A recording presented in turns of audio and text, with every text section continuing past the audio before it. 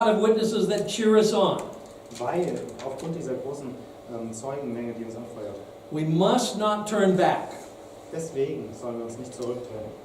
At the point that the book is being written, it says that even though they are persecuted, they have not actually begun to kill Christians. Auch zu dem Zeitpunkt, als das Buch geschrieben wurde, da wurden damals die Autoren Christen verfolgt, auch wenn sie noch nicht hingerichtet wurden. This is one reason we think this might be as early as the 60s, because you don't have any massive persecutions going on where Christians are becoming martyrs. Deswegen kann man es zeitlich datieren. Man denkt, das ist nicht später als die 60er, weil damals noch keine Christen so verfolgt wurden, dass sie umgebracht wurden. So in chapter 12, verse 4, it says, "In your struggle against sin, you have not yet resisted to the point of shedding your blood." Denn in 12, Vers 4 steht, ihr habt noch nicht bis aufs Blut widerstanden im Kampf gegen die Sünde, also dass ihr sterben müsst für den Glauben. Now that will happen Das wird sein. in time. When you get to the book of Revelation, you have descriptions of martyrs. But at least at this point, that hasn't started yet. Im Buch der Offenbarung, da habt ihr Beschreibung von Märtyrern. But the privilege of Christians is they have come now to spiritual Mount Zion. Und das Privileg der Christen, sie sind nur zu dem geistlichen Berg Zion gekommen. Notice what it says beginning in verse 18 of chapter 12. Achtet mal, was auf 18 von Kapitel 12 steht. You have not come to a mountain that can be touched, that is burning with fire. That would be Mount Sinai. You've not come to old Mount Sinai.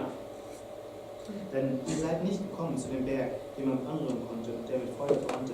Das wäre der Berg Zion, als Sinai. But rather in verse 22, you have come to Mount Zion, to the heavenly Jerusalem, the city of the living God. You have come to thousands upon thousands of angels in joyful assembly, to the church of the firstborn whose names are written in heaven.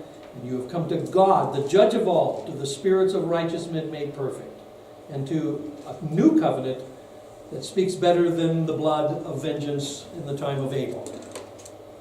Sondern ihr seid gekommen zu dem Berg Zion, zu der Stadt des lebendigen Gottes, dem himmlischen Jerusalem und zu den vielen tausend Engeln und zu der Versammlung und der Gemeinde der Erstgeborenen, die im Himmel aufgeschrieben sind, und zu Gott, dem Richter über alle, und zu den Geistern der vollendeten Gerechten, und zum Mittelpunkt des neuen Bundes, Jesus, und zu dem Blut der Besprengung, das besser redet als Abels Blut. So where is Mount Zion? Und wo ist dann dieser Berg Zion? And what is the Mount Zion of which he's talking? Und das ist der Berg Zion, von dem er hier redet.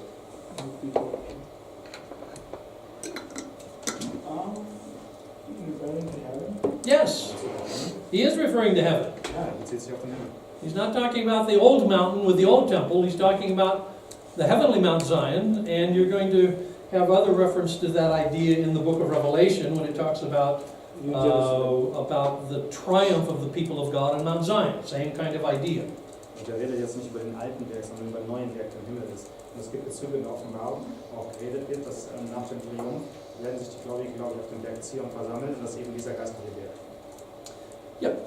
What does it mean in verse 24 that the blood is proclaiming something better than the blood of Abel? Yes. Was heißt das in Vers 12, Vers 24, dass das Blut von Jesus was Besseres bedeutet als das Blut von Abel? Good question. Gute Frage. Remember the story of Cain and Abel? Erinnert euch an die Geschichte von Cain und Abel. Cain kills his brother. Cain tötet seinen Bruder. And God says to Cain, "Your brother's blood is crying out to me from the ground," Und Gott sagt zu Cain, das Blut deines Bruders, das schreit auf zu mir vom Grund. which implies vengeance. Was? But the blood of Christ is not a cry for vengeance. It is a promise of forgiveness. Das schließt halt Rache mit ein. Das Blut Jesu ist kein Blut für Rache, sondern es ist das Blut zu vergossen zum Versprechen. And that's why it's better. Deswegen ist es besser. Okay? Does that make sense? Macht das Sinn? Yeah. So, the writer's going to finish this book about this whole thing by talking about how should we live now as the people of God. Und der Autor schließt das ganze Buch jetzt ab in Kapitel 13 und folgenden. Wie sollen wir daraus leben? If all of this is true about Christ and his priesthood, Wenn alles wahr ist über Christus und seine Priesterschaft, then we should live a different kind of life. dann sollten wir ein anderes Leben leben, als wir es tun. We should live a life of love and hospitality and care for those who are in distress, like people who are in prison. Wir sollten ein Leben der Liebe leben, eine Liebe der Gastfreundschaft. Wir sollten uns um die Leute kümmern, die im Gefängnis sind. We must live holy lives. Wir sollten heilige Leben leben. We must respect and imitate godly leaders. Wir sollten göttliche Leiter respektieren und nachmachen. We need to guard ourselves against heresies.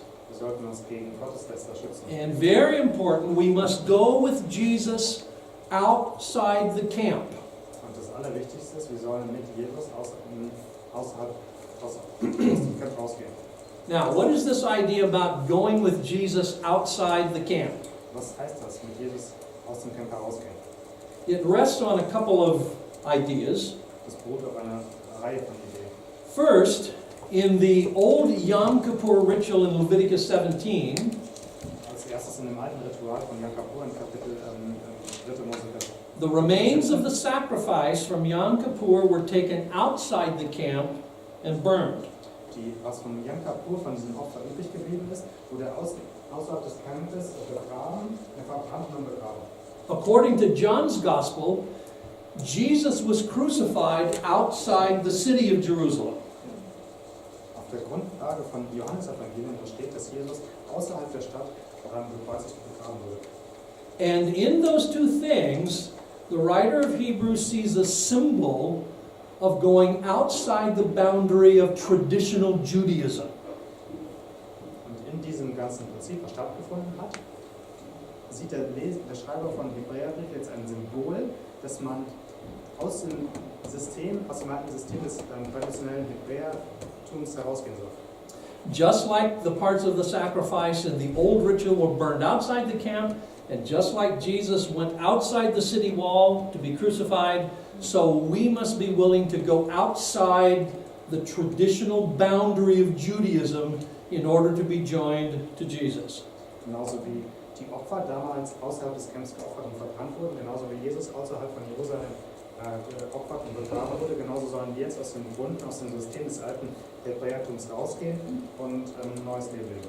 So he's using this as a metaphor for not drawing back into old Judaism that is linked to the temple and to be connected to Jesus, who is the great high priest who is now outside the camp. Also hat das als Symbol genommen, zu sagen, okay, ihr müsst etwas aus dem alten austreten, aus dem alten Bund austreten und in den neuen Bund eintreten. So that is the argument of this book. Und das ist das Argument dieses Buches. Now I've got one more thing to talk about in this book, but I'll see if there's any questions before I go on to the final thing here. Ich habe noch eine Sache, die würde ich gerne in diesem Buch erwähnen, aber ich würde gerne die Möglichkeit geben, Fragen zu stellen. I have one, but it might probably take a longer time to answer. Ich habe eine, aber wahrscheinlich wird es länger brauchen, die zu beantworten. Well, you can ask it. If I think it's going to take a really long time, maybe I'll talk to you later about it. Du kannst die Frage, Okay. wenn es zu lange dauert, machen wir es später. Okay, that's fair enough. All right. Das ist gut. So, like, from Genesis all through this Bible, we read. Yeah, it is going to be long. It was going to go Genesis for the whole Bible. No, I'll make it fast. Like, they talk about the serpent deceiving Eve. Eve, about the fall. Yeah. Über Eva geredet, über die Schlange, über den Fall. Maybe if you can allow me to finish so that I can just summarize this for them, that would be That's good. cool to say. Yeah, have some candy. You So, have time. a lot of people say this is the devil.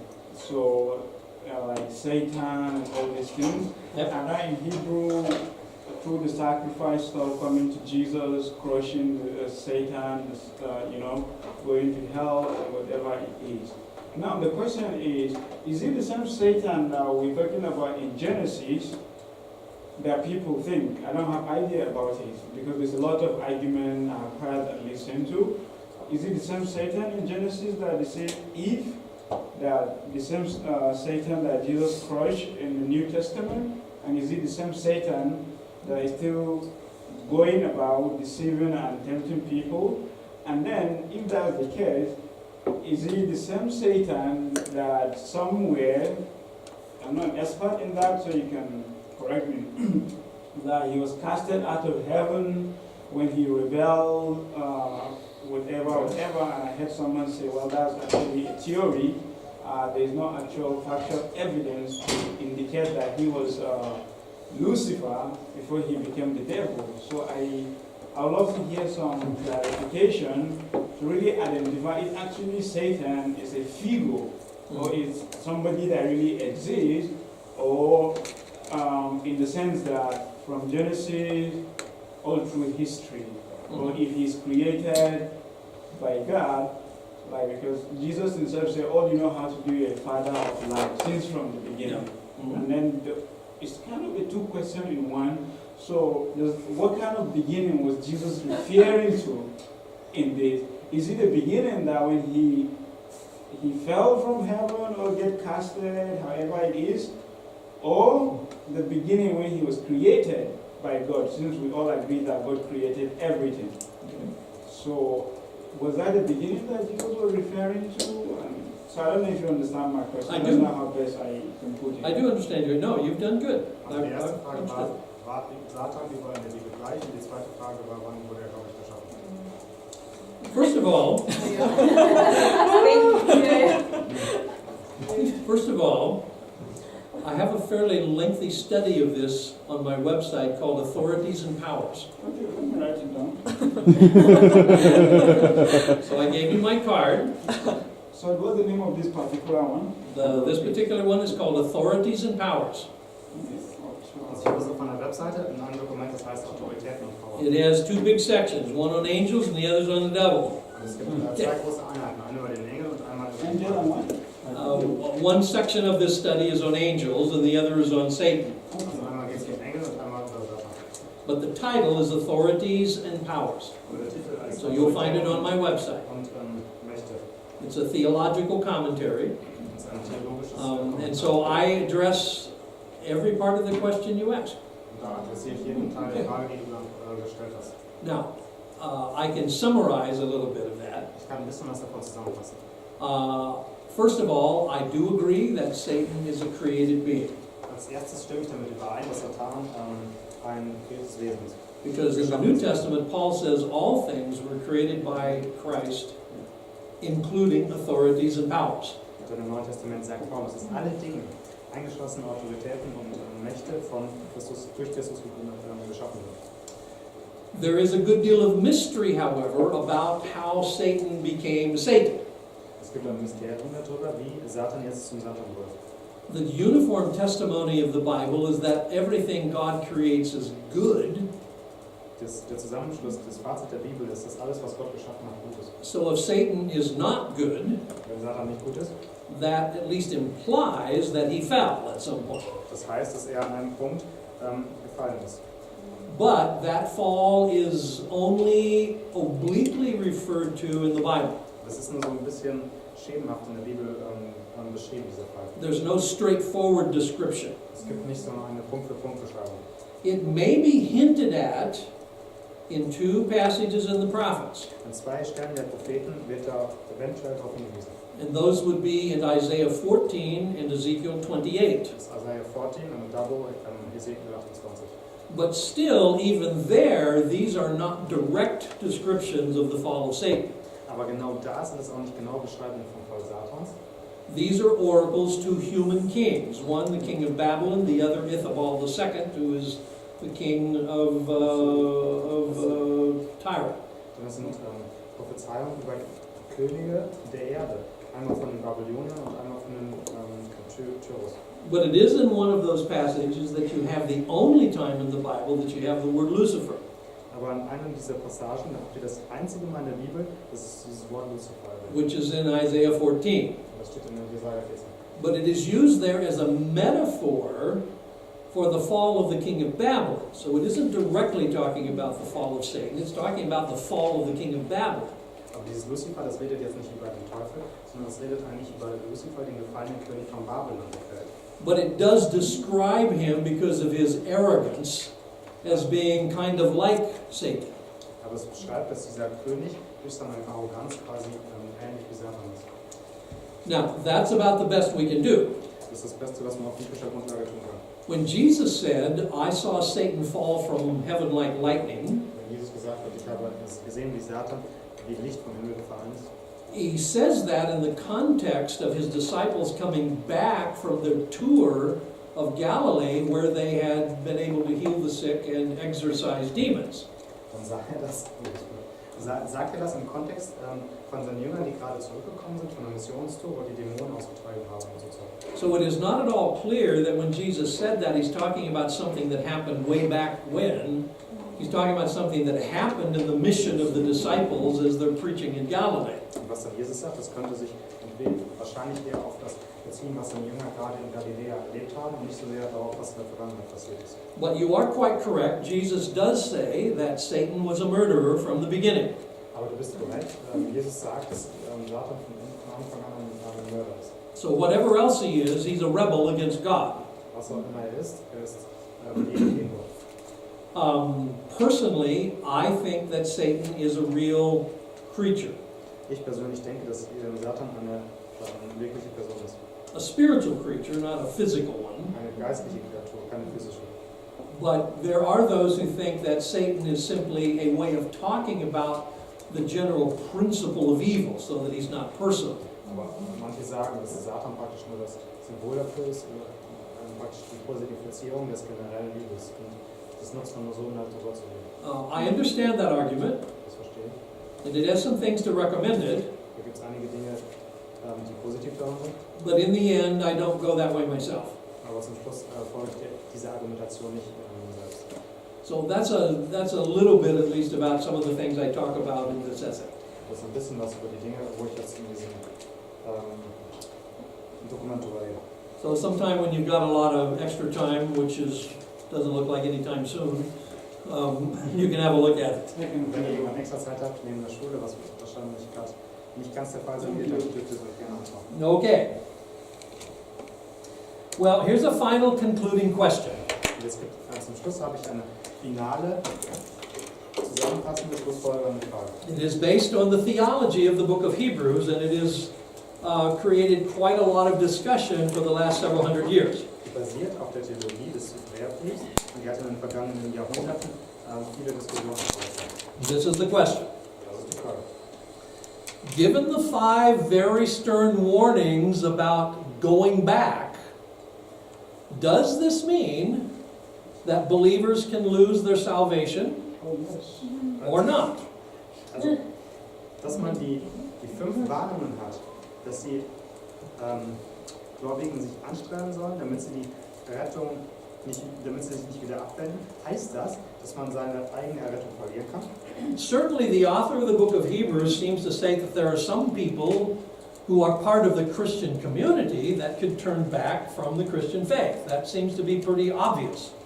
Offensichtlich sagt der Autor, dass es Teile der christlichen Gemeinschaft Leute gibt, die sich wahrscheinlich vom Glauben abgewandt haben und zurückkehren sollen. However, how is this to be explained in the broader context of 2 big theologies in the Christian church which are not in agreement with each other? One is called Calvinism, the other is called Arminianism. Und wir haben jetzt 2 verschiedene große Theorien in der christlichen Kirche, Calvinismus und die andere Theorie. Und wie passt das jetzt in den Kontext dieser beiden Theorien rein, dass wir den Hebräerbrief so lesen? Essentially, the real question is whether or not those who fall away ever had genuine faith or was it pseudo-faith? Und die andere Frage, die Sie mir stellen kann, die Leute, die jetzt wieder abgefallen sind, hatten die nur so einen Pseudo-Glauben oder hatten die den dauerhaften, kontinuierlichen Glauben? In other words, was it real faith or did it kind of look like faith but it wasn't real faith? War es jetzt wirklicher Glaube oder war es nur so ein Glaube, der so Scheinglaube? So there are 2 answers to this. Darauf, auf diese Frage gibt es 2 Antworten. There's the answer of the Calvinist and there's the answer of the Arminian. Es gibt die Antwort des Calvinisten und die Antwort des Arminianisten. So the Calvinist will say that this was only pseudo-faith. It wasn't real faith. Der Calvinist, ich glaube, es geht ein bisschen Vorherbestimmung, der sagt, das war nur so ein Pseudo-Glaube. It looked like real faith to the outsider, but it wasn't real faith. Das war nur, nach so einer Außenstehenden sieht das wie richtiger Glaube aus, aber was? And they would argue that if true Christians can fall from grace, that undermines grace itself and makes salvation a result of human effort. Der sagt jetzt, wenn wahre Christen von der Gnade zurückfallen können, dann untergräbt das den Wert der Gnade und macht das Ganze zu einer menschlichen Leistung. And they, of course, were going to argue that salvation is due to divine sovereignty alone. It's not due to human effort at all. Und die würden dann sagen, Errettung Achso, eigentlich sagen sie, dass Errettung nur durch göttliche Gnade, durch göttliches Wesen abhängig ist und nichts durch menschliche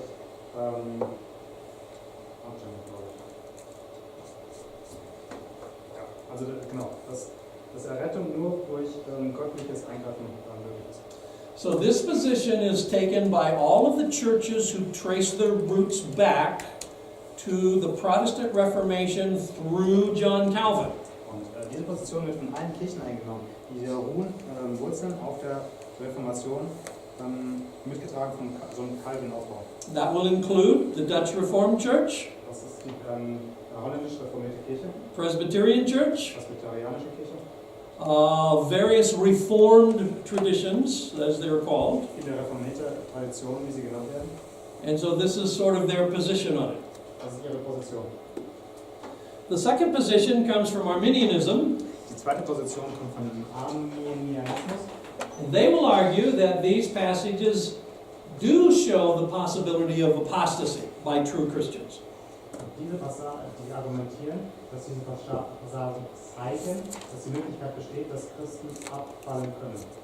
They will say that God's grace will keep everyone who wants to be kept, but human rejection of divine grace is possible. Die würden sagen, dass Gottes Gnade jeden hält, der gehalten werden will, aber menschliche Ablehnung ist der göttlichen Gnade ist möglich.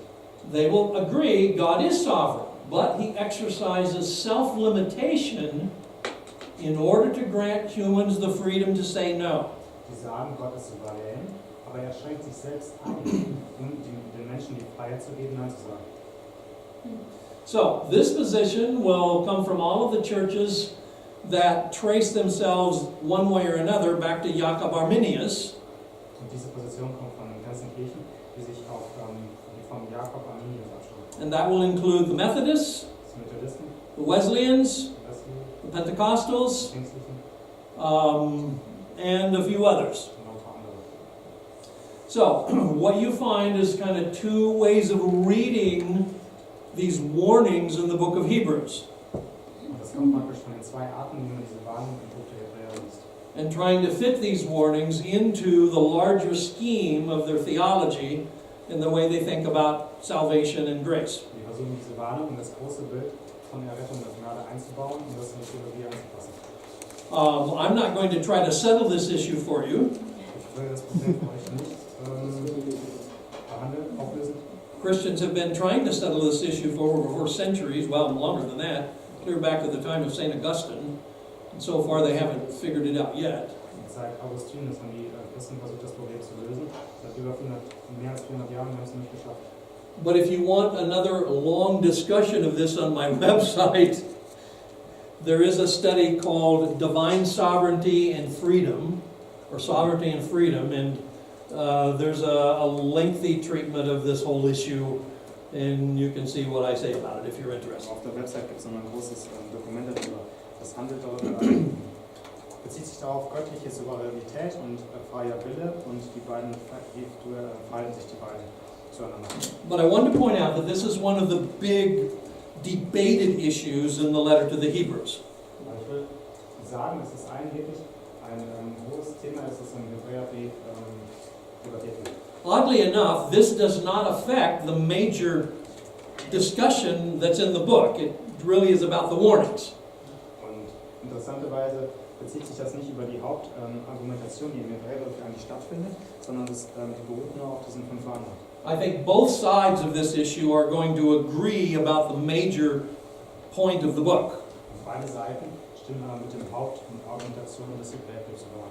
but they will have differences on this issue. Aber hier in diesem Punkt der Warnung gibt es Unterschiede. So, I am done with this week's DBS. I want to say how much it's been a pleasure to be with you, to get to know some of you, and to see your smiling face every morning. Damit schließe ich diese Woche des Unterrichts in der DBS ab. Ich wollte sagen, es ist mir sehr große Freude war, mit euch zu sein, jeden Morgen mit euch den Unterricht zu genießen. Und So, God willing, I'll get to see you again somewhere, so Gott will, sehen wir uns wieder. probably at some YWAM base somewhere in the world. Wahrscheinlich in irgendeiner Weihnachtsfest irgendwo in die Welt. And I pray that God keeps you and guides you, and I know that He will. Und ich bete, dass Gott euch bewahrt leitet und ich weiß, dass er es tun wird. Mark?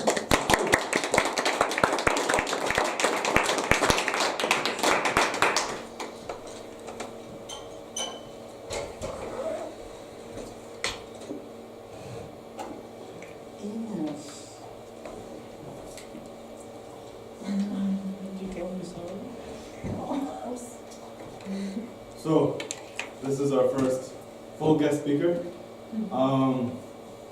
Would a couple people like to share how they have changed in their thinking or how they view what they've How I've ruined them?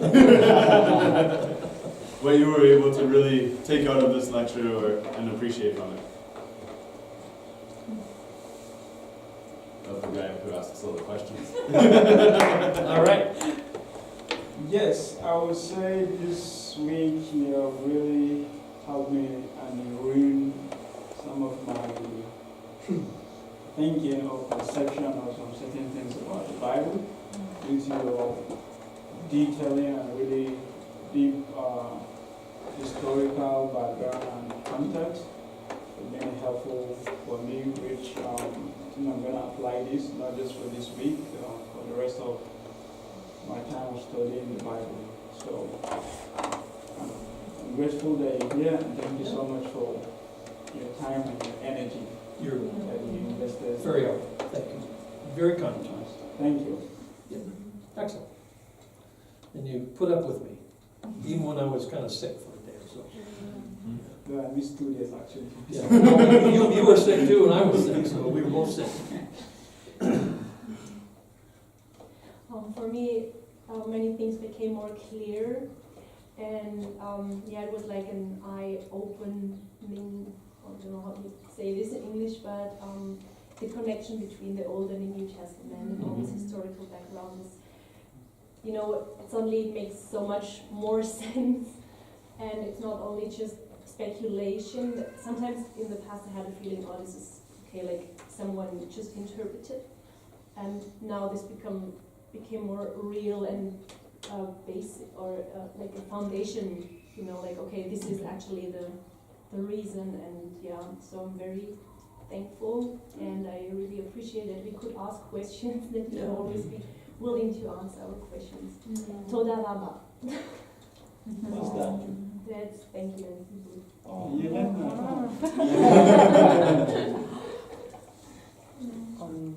Yeah. Bobsy will be last. I really appreciate that. For me, especially this Pentateuch, is the first chapters. Like every year, this year I will read the whole Bible and only stop this first 5 chapters. So I think it's the chapters that I didn't expect the most. Because it's Old Testament and especially Numbers. Yeah. But when you speak, I feel like you are not just teaching and explaining. For me, like I was able to sense that it comes out of your faith and your experience that this God in Old Testament is not God of judge and not God of punishment. Like how much love of God is in this Pentateuch. So for me, I just from church backgrounds, I usually listen on the New Testament. I'm really unfamiliar with Old Testament, but I really felt the love of God in Deuteronomy by your teaching and through the way you speak and deliver words out of these books. So I really appreciate, and I saw myself that God is trying to touch and heal, but I am the one who doesn't want to accept this because it's not the way that I'm thinking. But I was so sure that God's love is there, and it was from the beginning. So thank you so much. Good.